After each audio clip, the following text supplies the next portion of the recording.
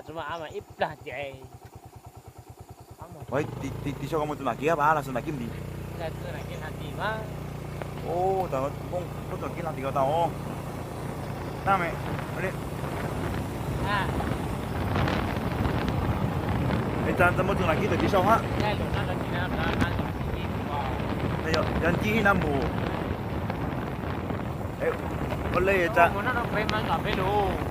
Sao có cái áo nó tự nhiên nó sao? Ê, nè, cha tới nhà đi sau nhé. À, mà nó sao mà. Đang đi sau này. Sao mà cái này lực nó ra rồi. Đang này, có một tuần này. Nó ngủ nó cả nó không là. Mấy tuần chỉ năm tuần này. Đang. Nó sẽ là tuần sau đấy được không? Ai cũng đang ngủ nó được về nên. Tại này ăn lâu xuống là nó không là. Bây giờ nó chỉ na mà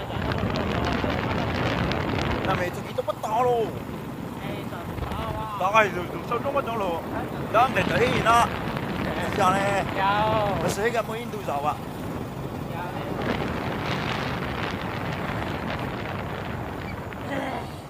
Tại mình tới y dáng tí sao cái này á.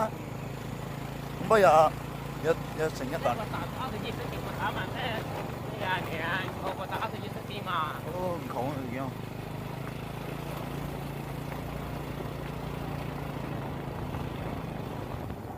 Cầm chết mà rùa cầm số 4 thôi à.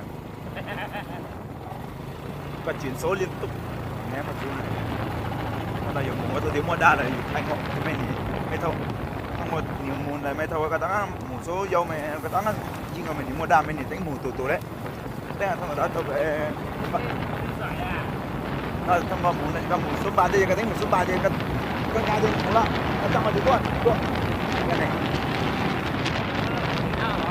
Ô, cái đó. Cái lá thì nó rất nhiều có.